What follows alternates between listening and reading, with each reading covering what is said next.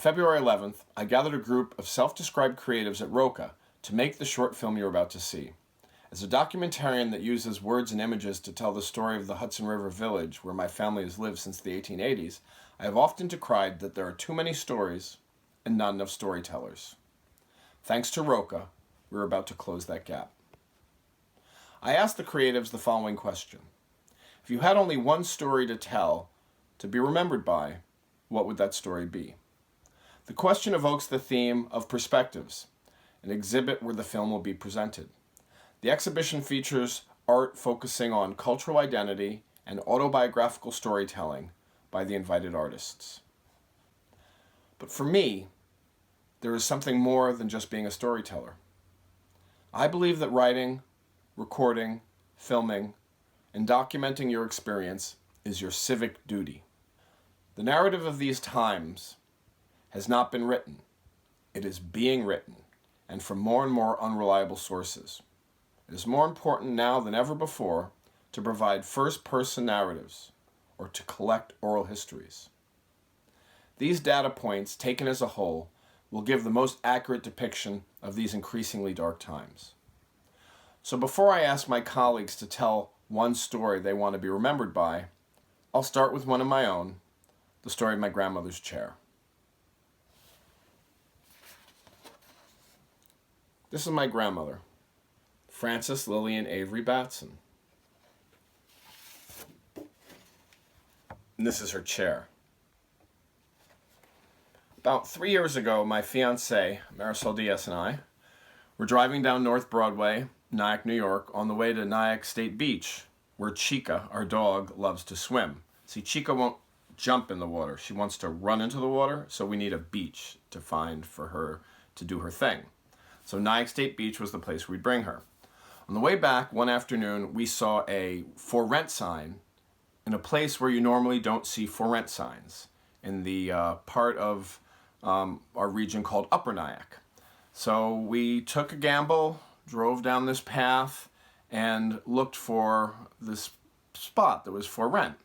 We found this incredibly beautiful compound of cottages, and then we saw a street sign, and I was stunned. The street sign said Jewett Place, and the Jewetts were the family that my grandmother worked for as a maid for many years. Being in this high rent district, I didn't think that we could possibly get selected if we put in an application, but it was important enough to try, and lo and behold, we got a phone call from the realtor, and they accepted us to be the next family to move into this cottage. Around the same time, this very important piece of furniture that I showed you, my grandmother's chair, where at the end of a very long day she sat and relaxed, became available to me. I put it in storage for several years. It was needed repair. I had it repaired, but I had no place to store it. Where we lived, Marisol and I, was a small apartment with all of our artist materials and all of the things we had in storage. So we really couldn't give a proper home to this chair, and I had left it in Antique Masters with Mahmoud, the owner.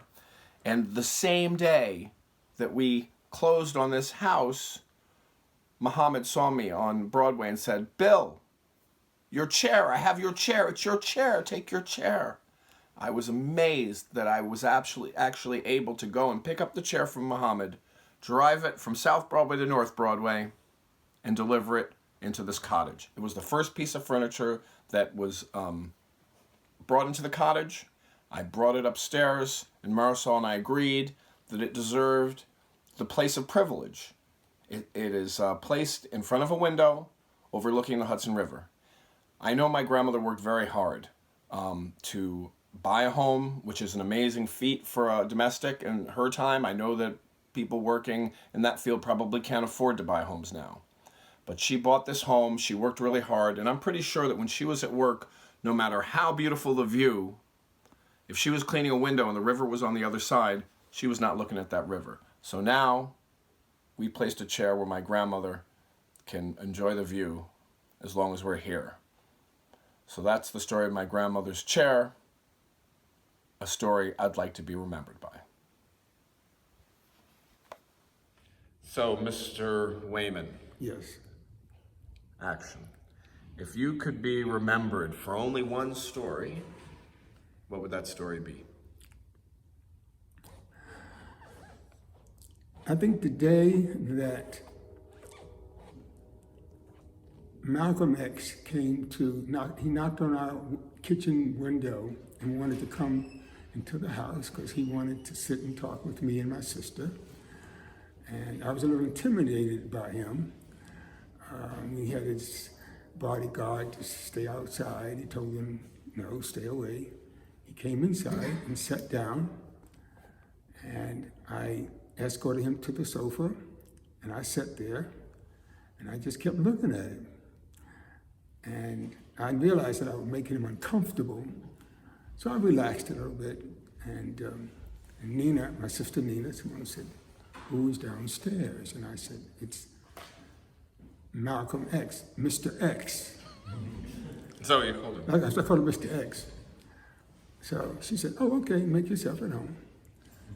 So I had to ask him one question.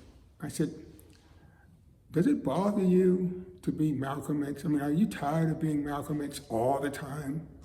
You know, what the way I said it was, what's up with that? And he looked at me and he said, yeah, I do get tired of that. I said, well, can I call you, what do you prefer to be called? Do you always want to be called Malcolm X all the time? And he paused and he looked at me and he said, no one's ever asked me that question before. Your sister was right. She said that you were a direct man and you would ask a question that's direct. I said, well, does it bother you to always be Malcolm X? Because that's a lot of pressure. And he looked at me and says, I'm sick and tired of that all the time. I said, what can I call you? Can I call you? And I didn't know what to say. Should I call you Malcolm? Should I call you Mr. X? Or should I always call you Malcolm X? And he just said, call me Malcolm. And he put his hand on my hand, and then he said, brother, that's a great question. You are now my friend. And I told him, I said, you know, you're a hero to me because of the black movement and the black situation and so forth. And he says, yes, but you have to understand, all of us are part of the movement. To be black, brown, beige, yellow, white, all of our blood is red. And he said, you can call me anything you want because you make me feel very comfortable. I mean, I took it to heart. I really believed him because he was a believable man. I appreciated that. That's one story. Did you let him see your sister? You were the gatekeeper, right? I was the go-between because no one ever dated or would spend time with my sister without my approval first. And she let them know that. Have you met my brother? If you haven't met him, I can't see you. Because I was brought up that brothers are to protect their sisters. You know, I come from a large family, 4 brothers, 4 sisters. And I'm the baby of everybody. So I was protective of her, yes. And so he says to me, can I see your sister now? And I looked at him and I said, give me a minute, give me a moment. And I sat there really, and this is a true story. I said, are you going to be right by her? He was interested in her, that's why. But he had also wanted her to join his movement, which she refused to do. The same thing with Martin Luther King when I spoke to him, same thing. But she said, no, I am a singular artist. I believe in the revolution, but I fight my battles by myself. I don't want to become part of a movement. So then I said, well, okay, you can see her now. You passed. And he clapped his hand. He said, thank you, thank you. I mean, this is a funny, comical story. Now when I look back on it in retrospect, the great Malcolm X saying, thank you, you give me permission to see your sister. I said, yes, but, just do right by her. Because if you don't, you'll hear from me. He appreciated that because he saw that I was protecting, my sister. And she came downstairs. She said, okay, you met my brother? Sam, what do you think? I said, it's cool, go ahead. I didn't say cool because it wasn't a word that we used a lot then. I said, yes, he's all right. And they went on and talked, and I left the room. My name is Ellyn. I go often by Ellen Joyce. So in 1988, I was working on the political campaign of Michael Dukakis, and my boyfriend and I were both very involved in the campaign. We were at the 88 Democratic Convention and were very, very disappointed when he lost. So we were pretty depressed, and my boyfriend had the offer of some prize he won or some tickets or miles he had gotten through the airline. Anyway, we decided to go to Hawaii just for a few days. And I was very excited about doing that, and we were hoping it would help calm us down from the election results. But right before we went to Hawaii, I had a dream. And I come from a family of psychics. I feel my mother and grandmother and maybe great-grandmother, who I never knew were psychic. And I had already a series of some dreams that seemed to be prophetic or prescient. And the dream I had was that I was in Hawaii with my boyfriend, and we were driving, and suddenly it was pouring rain, it was nighttime, and we hit a bump. He was in a car ahead of me, I was behind in another car, and I saw his car crash, and he fell into a ditch, and meanwhile the rain was pouring furiously. And then I got out of the car, and I realized that we were in dire danger and that we were in a deserted area and we were going to die there unless I saved us.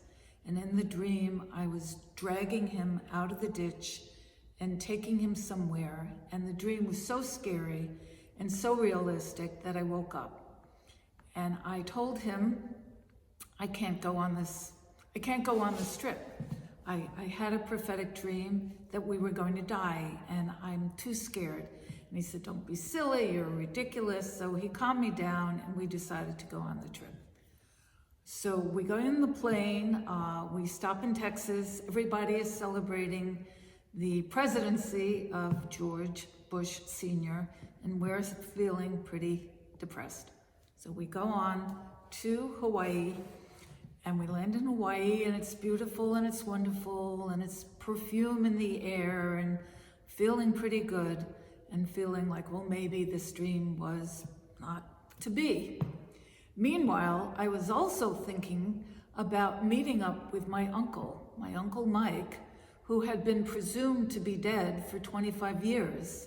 And right before my trip, he called my mother out of nowhere and said, well, hi, I'm your old brother.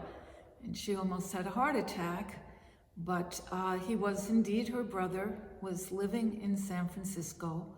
So I had made plans to come to San Francisco after we left Hawaii to meet up with my long-lost uncle, who it turned out was also an artist and activist and poet like I was, and I really wanted to see him. The last time I had seen him, I was 8 years old. So I'm thinking about this, thinking about the trip to Hawaii, thinking about seeing my uncle, and everything's going great. And then we get to the big island of Hawaii, where they have the volcano there that had recently erupted. And I'm forgetting now the name of the volcano, but I know that the goddess of the volcano was called Pele.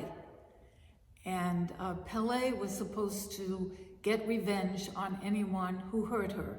And hurting her meant taking any part of her body, which was any part of the land. So we get on the volcano, and everybody else is driving around the volcano, having a nice little trip and seeing the perimeter, but not going on the land of the volcano. And I have to say also, the volcano had recently erupted, so there was a lot of like black lava that was kind of baked, really hard lava. So my boyfriend decides that he wants to cross the volcano, unlike every other smart person who never did that. And so he insists that we have to do that. It's a 1 in a million experience. So we start walking across the volcano, and it's gray sky, and it's not very interesting, and everything is kind of dead and gray and black. And after a certain point, I said to him, let's go back. This is not fun. I'm hungry. We have reservations at a wonderful restaurant here. Let's go back. So he says, okay, I think the road was over here. And this was before the time of cell phones or any kind of communication with the world. So we start walking to where we thought the path was leading us. And we're walking and walking, and suddenly we see there's no one around, and there's getting pretty dark. And we're saying this has got to be the path, but it was not. And whatever we were walking into was leading us into a tropical rainforest, and we're walking, and now we are completely and totally lost. We're screaming and screaming for help. There is no one there. Nobody was stupid enough to ever be there. And we're walking, and it's getting darker and darker, and we're not set up for this kind of hike. We take limbs of trees, and we're smashing through the forest, and we have no idea where we're going or where the exit is. And all of a sudden, my boyfriend falls into a ditch. And it's getting dark, and there's bugs around, all kinds of things going. And I realize, oh my God, this is the dream. This was exactly the dream. I see him in the ditch. He's exactly like he was in my dream. And then I realized this was the warning of the dream. And we are going to die in this damn Hawaiian rainforest unless I get us out. And so he says, oh, well, let's just sleep. I want to sleep. Let's just rest in here till the morning. And I said, there's no way. We are not going to make it till the morning. So I get this feeling because in the dream, I saved us. I just prayed. I prayed to whatever. I prayed to Pele and realized that she was raking her revenge because he had been picking up all these stones along the way as we were walking, and she was going to get us. So I get a sense, I just pray and I say, get us out of there, whatever spirits, whatever is guiding us and guiding us to get us home. So I start walking, I get him out, and we just start walking and walking and walking. And we find, and we're falling through this broken lava, we're cutting ourselves on everything, we're hungry, we're thirsty, we don't know where we're going. It was like hell. And we finally get to a road that I'm leading us. And once we get to the road, it's not over. It's still raining. And we have a 10-mile hike back to the car. And after many hours, we're finally back to our car in the parking lot, the only car in the parking lot in this now deserted area. So we go back to our very nice hotel, and in the morning there's a knock on the door, and it's the park ranger, and he said that we had been reported missing when we didn't come back to the hotel because there's no place else to really go around there. And he said, what happened? And we told him what happened, that we were in some kind of no man's land and we kept falling through the lava. And he said, well, you know, it's not advertised because obviously this is a tourist area, but especially after lava eruptions, we have lost people. They've died.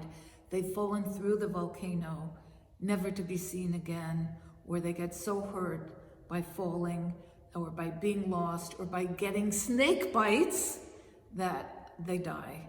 You folks are very lucky to be alive. So this was not a very good story, except that we survived. But it was not a very good story for my boyfriend, who I was very angry at and decided as soon as I got home I would break up with him.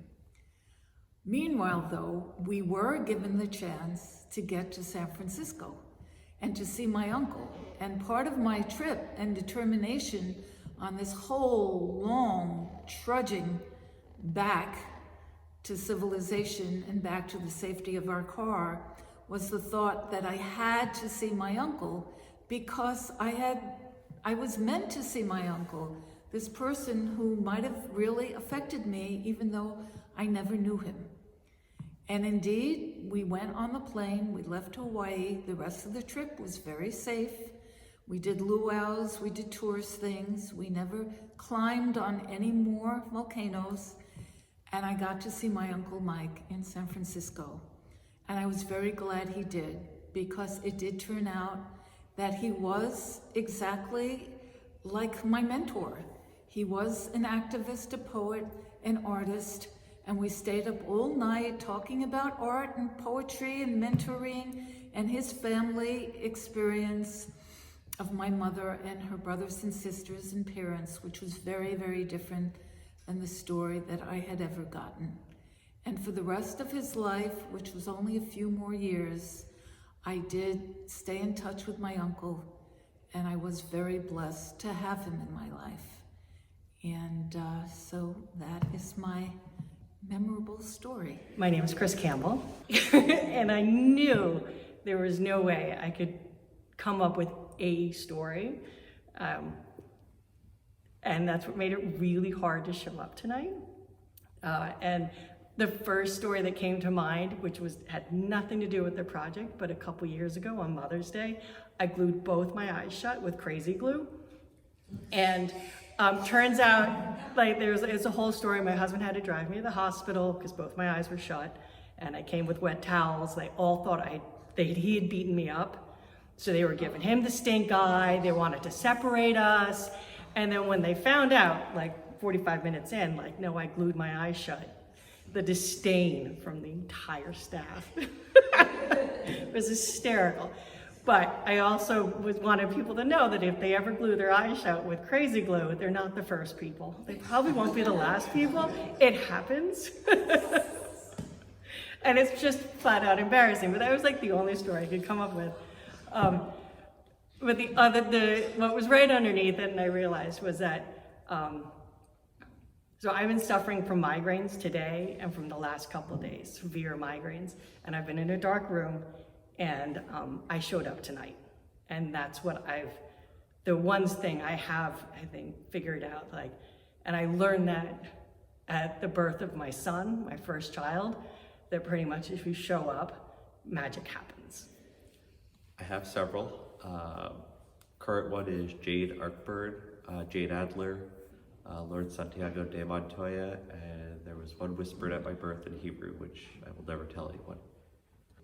I think it'd be hard for one story, but this one's a good one. It actually has a name to it. I call it The Sound of Her Wings, which I ripped off from Neil Gaiman. And a lot of my artwork is darker and has to do with death, and it's because I've been near death my entire life, so many times. And at this time, this is 8 years ago, I want to say, me and my wife had a house up in Garnerville, New York, and for whatever reason, I wasn't able to work at the time, and she was the sole breadwinner. And we weren't able to hold on to the house. And in doing so, we had to move back to our family house here on Valley Cottage, a big old farmhouse. And we had to give up one of our dogs. We had 2 dogs, and we had to take my youngest away from her school where all her friends were, where she basically grew up. And of course it was snowing. The day before it snowed, I think we got about a foot of snow. And me and my daughter had gone out sledding and spent the whole day at Thiel's Middle School, I think, where we had been sledding. And there's a hill that starts out here and it goes straight down and then it plateaus and then it goes down. And at the very bottom of the hill was the driveway for the school, where they had plowed all the snow right up against the bottom of the hill. So we were stopping at the first plateau where it was safe, and we weren't picking up too much speed. It was just me, and I think at the time she was 6, 7. We went home after that day, and my wife was off from work the next day, and my brother-in-law who lived with us was off as well. So we said, guys, we want to take you to this great sledding spot. Let's go back. We were out there for probably about an hour, sledding and having a good time, and my wife and my brother-in-law Jack were just basically standing at the bottom of the hill watching us and taking photos and stuff, and being a dad, and being stupid. I said, hey Brittany, watch this. I'm gonna run and jump on the sled and see how much speed I can pick up. It's a good one. So I run and I jump on the sled full force. I'm trying to surf on it, and I lose complete control of it. This thing's going Mach 5. It's just speeding. So I come down the first hill, and that plateau was all sheet of ice. It would just straight across it. And I come down the second hill, I'm digging my heels in, and I can't stop to save my life now. And I hit that scoop wall, and the sled went that way, and I went that way. Now, mind you, my wife and my brother-in-law are out in the parking lot behind that wall, and she literally said to me, I jumped up and tried to grab you, and I missed. Now, she's 5'8", so she's got a pretty good reach on her. So I sailed through the air over 5'8" feet in the air. Now, a normal person will land flapjack up or flapjack down. Not this guy. I literally sailed through the air and landed on my side. I bruised every bone on the right-hand side of my body, but it gets better.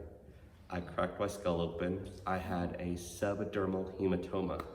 I didn't realize that at the time. And I lived on the streets a lot, traveled a lot, I've been in a lot of fights. I was that kind of kid, I was a punk kid. So I'm trying to get up. And I'm saying, I've been hit harder than this by schoolyard bullies, and I'm gonna get up. I wasn't getting up. I was foaming at the mouth. I couldn't see straight, couldn't even open my eyes. They call 911. Mind you, my wife is CPR certified, goes all out of her head. She's just freaking out. They call 911, the ambulance shows up. Ambulance driver gets me into the thing. He says, sir, do you know who the president is? I was like, yeah, Obama, man. It's like, okay. Do you know who your wife is? And my second wife, my current wife, is saying, not a fair question. I go, okay, thanks, I appreciate that. And I got her name right, so it was okay, I got to live.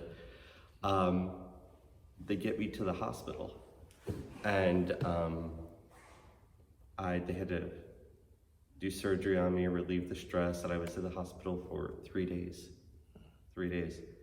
But I'm a quick healer. The whole time I'm trying to fight to get out because I don't want to be in a hospital. I'm fine. I think I was home less than 2 hours, and the doctor said to her, if he starts throwing up or gets dizzy, you have to bring him right back. I don't even think it was 2 hours before I threw up and was dizzy, and she's like, nope, you're going back. And of course I did. I was in the hospital for another couple of days. They finally released me, and of course she was like, listen, you're getting too old for this nonsense. I've had near-death experiences 5 or 6 other times. She's like, you gotta settle down. I still haven't. It's 8 years ago. I'm still rock and roll. I don't get as many fist fights nowadays, but I still run around, I try weird things, I play with tools I probably should have. I've got multiple scars. And life is too short. You can't sit in front of a TV. You have to go out there and live it and feel it and get scars and dirty yourself up and get effed up, for a better use of a word, and just, yeah, you're gonna crack your head open or break bones or glue your eyes shut, whatever. But it's worth it. I don't want to be boring. I don't want to go to the grave going, yeah, I watched The Big Bang Theory 12 times a day. It's bullshit. What's your name? My name is Toma Holley. Actually, I'm born Thelma, but I like Toma better. My grandma called me Toma. Hi. Oh, well, I took a few notes because this was a very, kind of a sweet story. I had a neighbor whom I passed often. I lived in the same house for 25 years here in Nyack, and she lived for a long time here too. She always looked cranky, she always looked out of sorts, and she always had a kind of good idea about what she was wearing, but it was always kind of misfired. But I would tell her anyway, oh girl, you look fabulous today. I hope you have a wonderful day. And she would go off. And we did that for years. She never invited me to her house. She never came to my house. But you know how Nyack, we all hug each other. So we were on the Nyack hugging level. Then she just disappeared. She disappeared. And she was gone long enough, so I forgot to miss her. You know, I didn't see her. Then a few years later, I heard somebody call me, Toma, Toma, Toma. I turn around and was she? And she looked so much better. I said, girl, you look fabulous. Where have you been? What are you doing? You got a boyfriend? What's going on? Tell me about it. She said, no, she said she had had a terrible bout with cancer. She had survived cancer. She was back in Nyack. And she just told me, she looked in my face, she said, I just want to tell you this. She said, all those forced hugs, because she obviously didn't like them, and all those good words, you can imagine how that helped me. From you and from all the other Nyackers, because you know, we're known for our hugs. So I said to her, wow, that's amazing. Thank you so much. Thank you for saying it. Then she looked in my face and she said, how you doing? I said, I'm doing okay. She said, no, I don't think so. Tell me what's going on in your life. I had just lost my son previously. So I guess it was written all over my face, you know, that's all. Anyway, she hugged me, the most fierce, strong hug. And I said, damn, these hugs, excuse me, you gonna bleep me? These hugs really do work. So after I got home, I thought about it. I looked at myself in the mirror. I said, you know what? I just want to be the best hugger ever. That's how people talk about me. I'm the best hugger. It's good medicine. The nurse named me Betsy when I was born. That's because they brought me into my mother, and she had had 3 boys and didn't think she'd ever have a girl. So the nurse said, oh, cute little Betsy. That was a nickname for everything, I guess, back then. And so that was my name. But the good Christians that they were, they found out that the Christian name was Elizabeth. So my real name, official name was Elizabeth Rose Franco. Then everybody called me Betsy though, so then I was Betsy Franco. Then I got married and I'm Betsy Franco Feeney, or BFF. Well, this is probably the elephant in the room, because before this, you know, it would have been something else. But anyway, so it's gonna tie in, I guess. Okay, I'm a children's book illustrator. I was always being given a story to illustrate. And I'll take a little bit of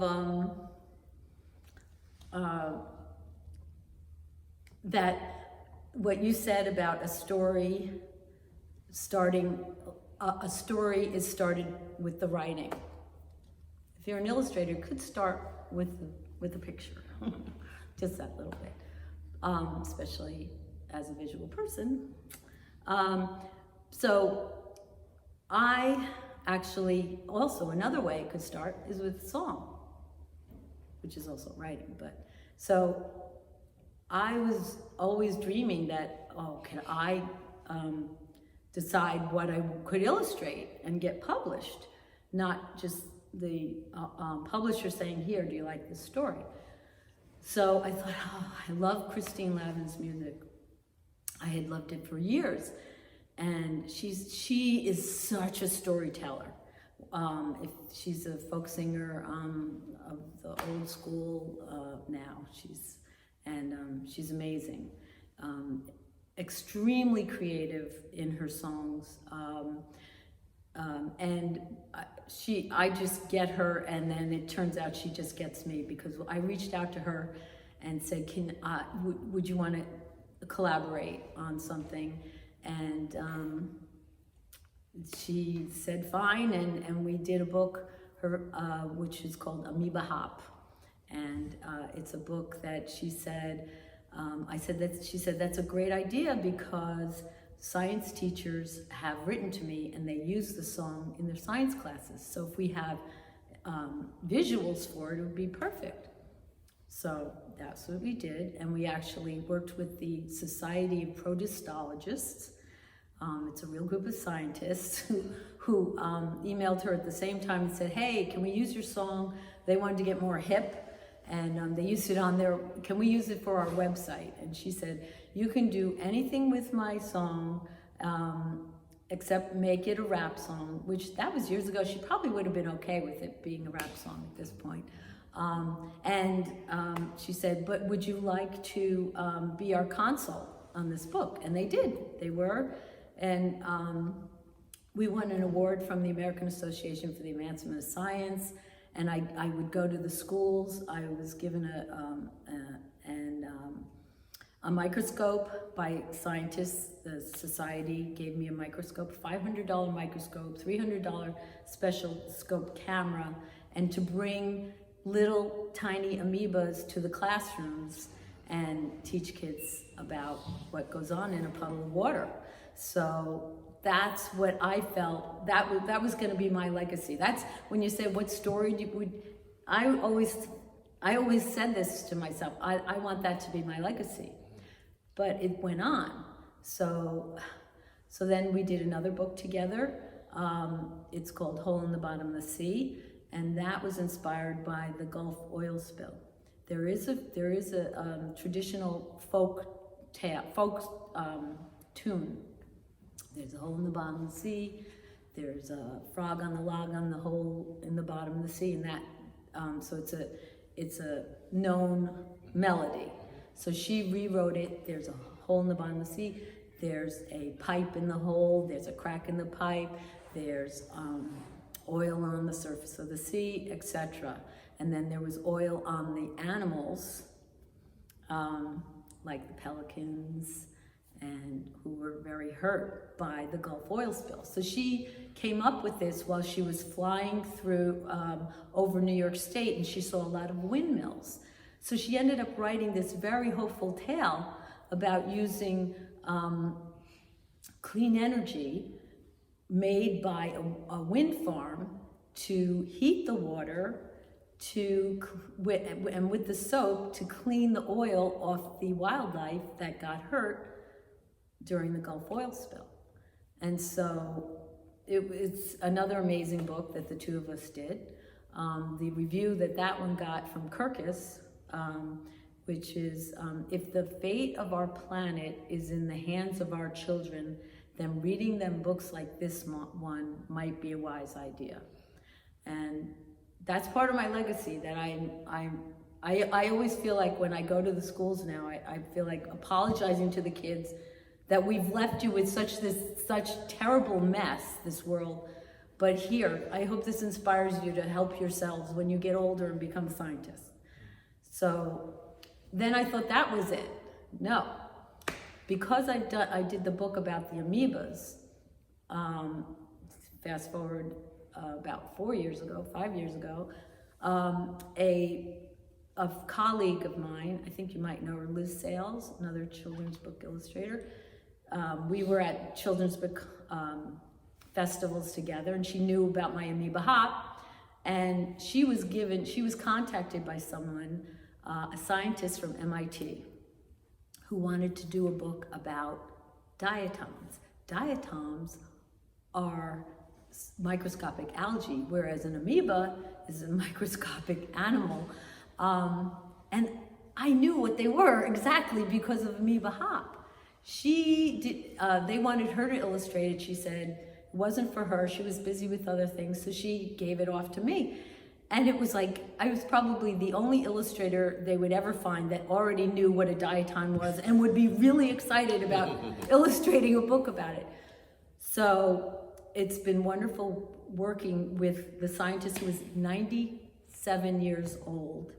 And his life work was he worked for a company where they made wound healing patches, bandages, out of part of a diatom. And it's called Marine Polymer Technologies. That's what they did. and his legacy, what he wanted was to bring the joy of diatoms to children and families and students. And so this was one of the things he wanted to do, was write a book, which that's how they came to me, with a book that they wrote with a colleague of his. He didn't do the actual writing. And they wanted to find an illustrator to illustrate it. So I worked with him. He died actually at age 98. But before he died, I was able to get it to a point where it was pretty much together. I drove up, I was working on the book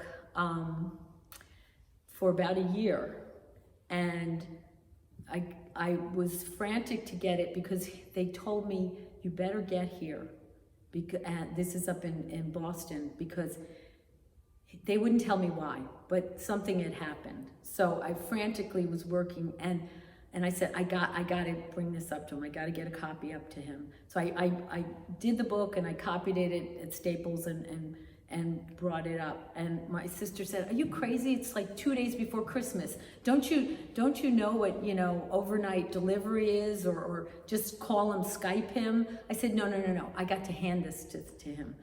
And I did. I drove up, 3, 4, or 5 hours, and went there, and he signed my book. I still have it, and I'm so glad I did.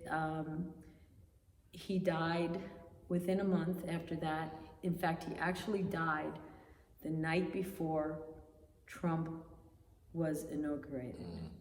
And I always feel like he checked out at the right time. He was such a dear man. So fast forward, I've still been working on that book in between tough times for me, personal and everything. I was almost done, and then this happened. Detached retina, and I've had 5 surgeries so far, and so far the doctor said that it is now reattached. However, I didn't realize that this was going to be a prop, but I don't know, can this be seen? The way I see with my left eye and the way I see with my right eye is very different from each other, and it won't get any better because I've had so many problems with the reattachment, with the different surgeries, that my retina, even though it's attached, it's kind of folded and twisted, so I'll never have good vision. It's kind of like that straight line up there that I see with this eye. With this eye, it's like this, and it's a total blur. So that's why. And also, I have no lens because that was one of the problems. It deteriorated. It's like getting a bad cataract. I had a bad cataract, so they had to take the lens out. I can't get a lens to be put on it because of the bad shape of my eye. So I'll never have use of it. So here I am as a visual person with just one eye. But it's okay. So I did take time off to recover enough that I was able to start drawing again to get back to the book, which I have done.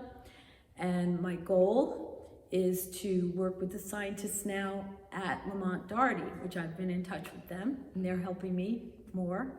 And my goal is for their open house in October to have this whole wall of diatoms, and one of my characters from the book, and the kids are going to stand in front of it and get their picture taken, like they're looking at the diatoms.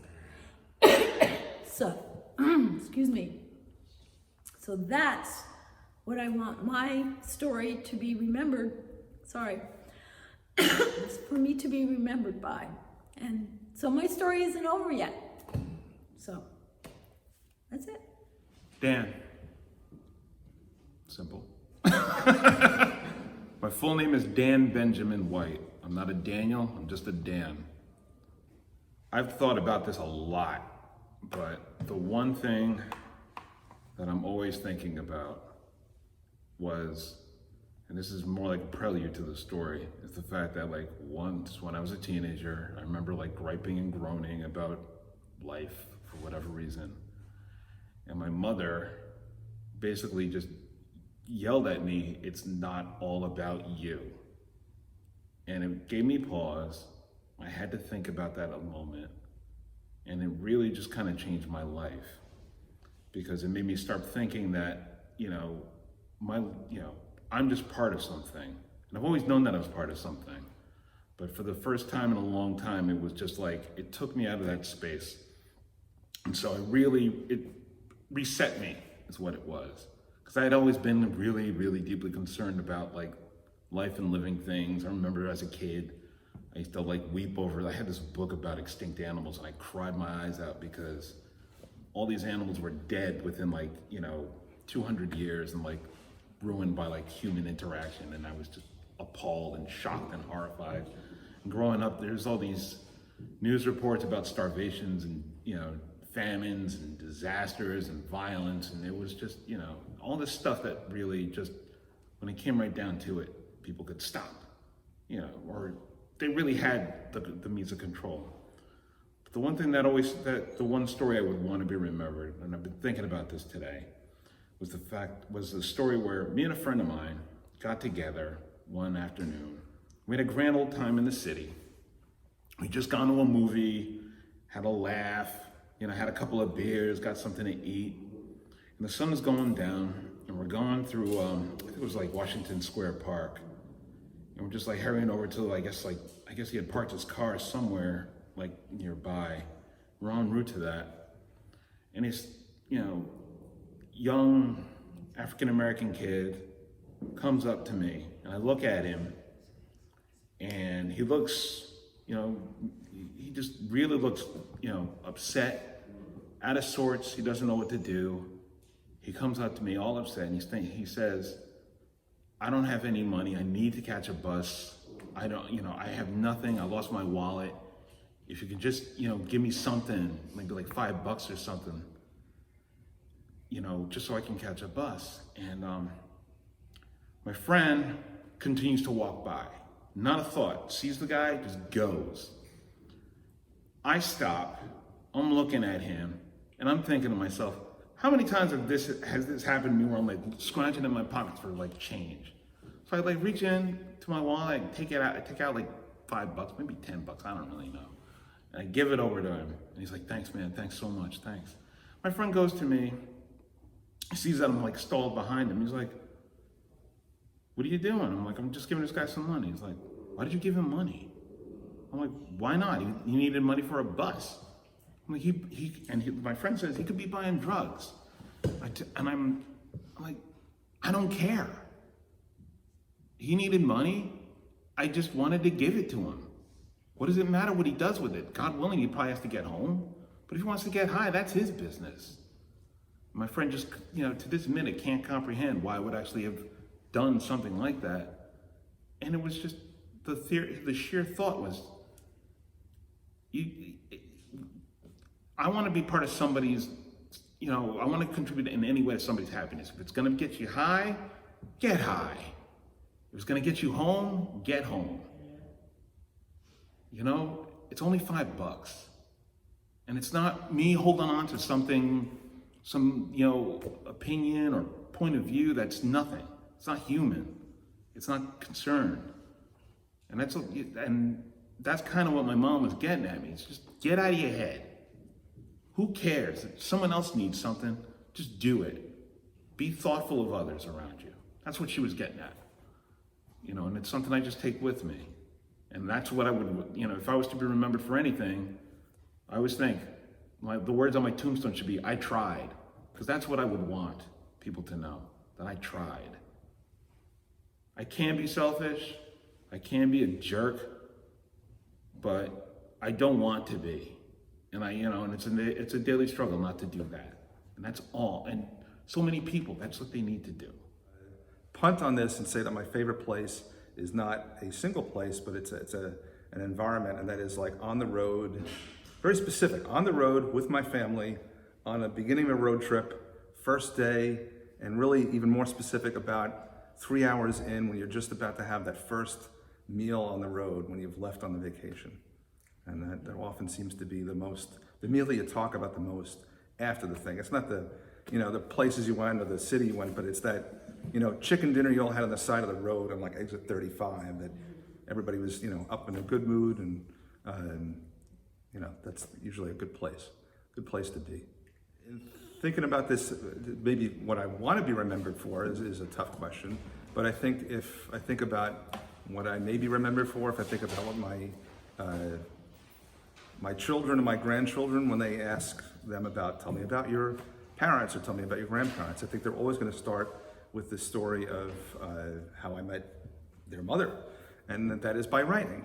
I was a kid in grade school and fairly normal, suburban Queens, Long Island kid with a Catholic family and a Catholic grade school, and a lot of kids dressed the same. But I had this, opportunity when I was in 8th grade to fill out a little form from some youth service in Finland where you could write away and get, a pen pal from anywhere in the world.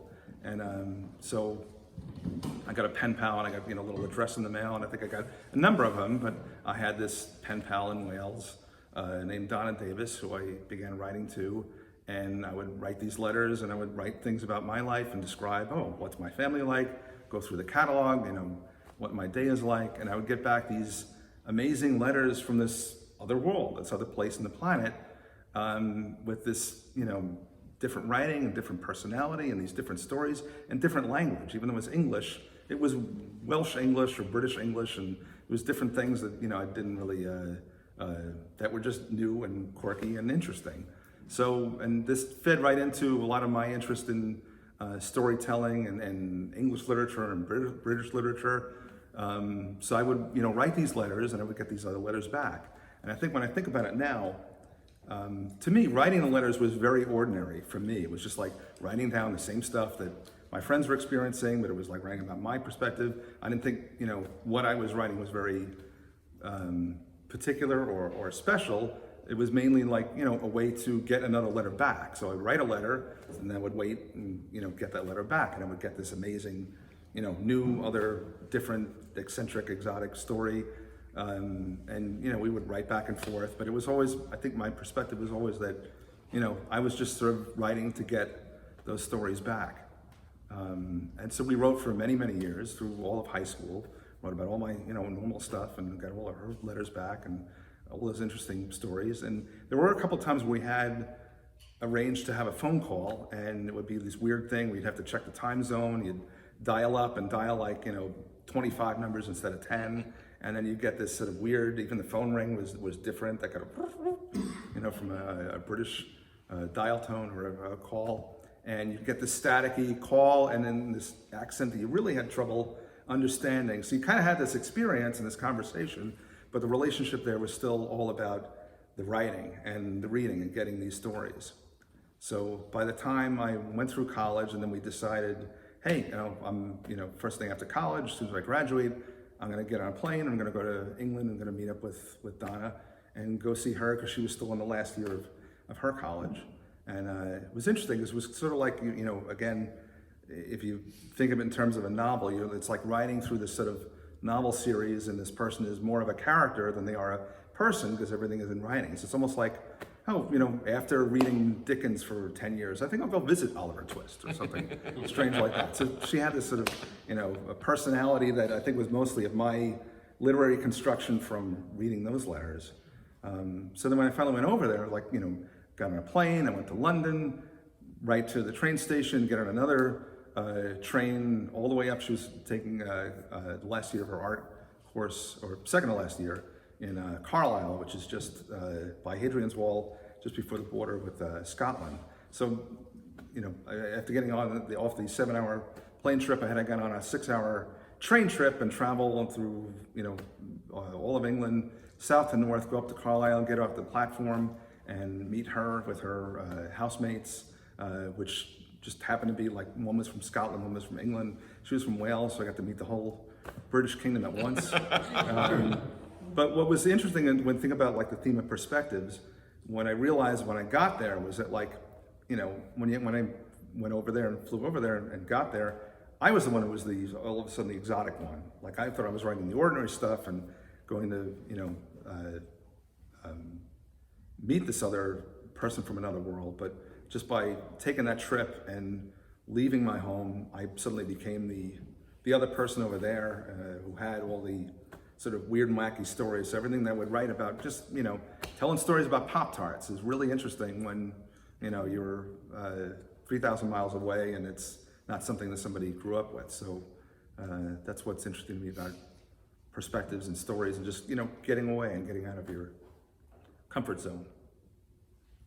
And somehow we all, and of course I've convinced her to come back here. We're living in Nyack now and we have 4 kids, and that's the stories that we tell them at the kitchen table, and there's a lot of good ones there. So I think that a lot of things that will follow from that. My kids are good storytellers as well, I think, as a result.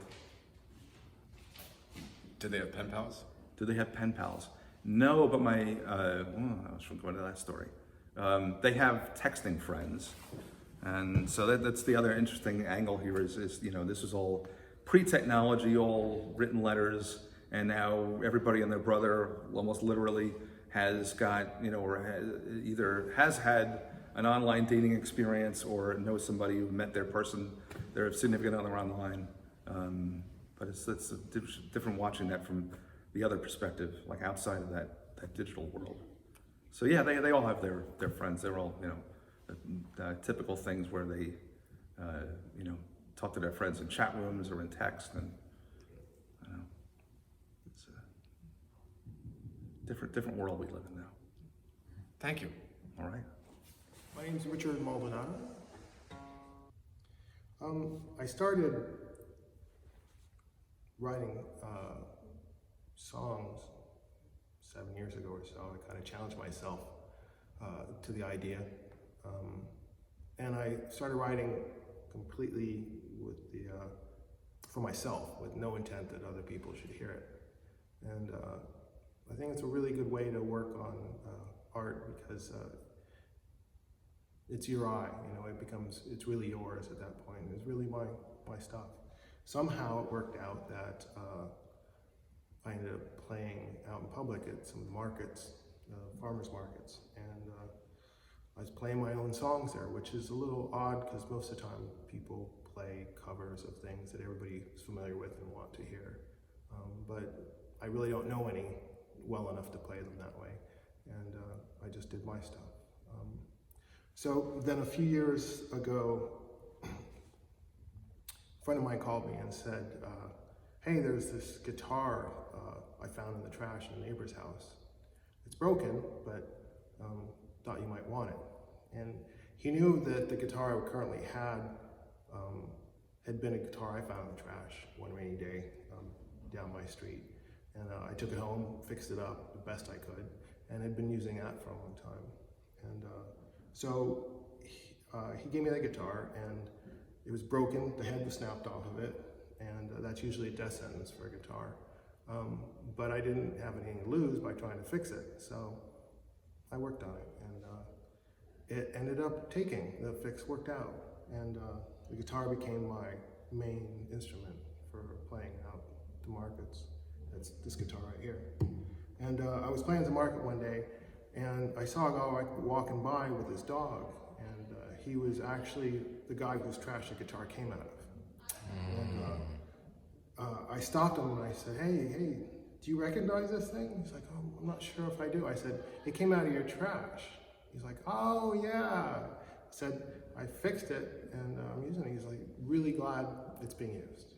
And that was the kind of connection with people that made me want to continue playing out with other people, in front of other people.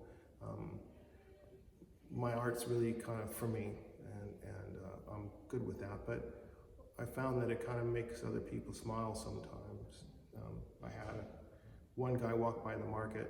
He was with his family, a nice small little family, and he didn't seem very happy, and he stopped and turned and listened to me while I was playing. I noticed him, and he just stopped and watched and listened. I finished the song, and he came over and took out $1 to put in my case, I think, and he said, I just want you to know, it was a really bad place this morning, but hearing you play made me feel good, so thanks. And so I don't really like playing out in public so much. It gets me a little nervous, but if I can do that, I'll keep sharing my art with people. So, from finding this guitar, I wrote, on the way home from meeting its former owner, I wrote the song Secondhand Heart, which is one of the songs I play regularly at the market. And I'll play that now.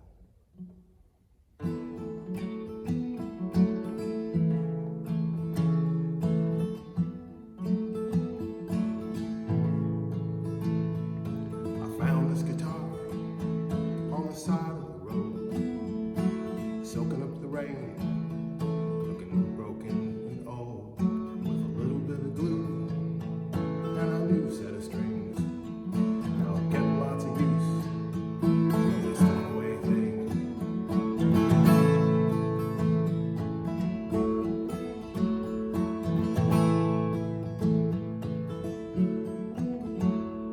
Do you like to shop at old thrift stores, finding use for the things nobody wants anymore?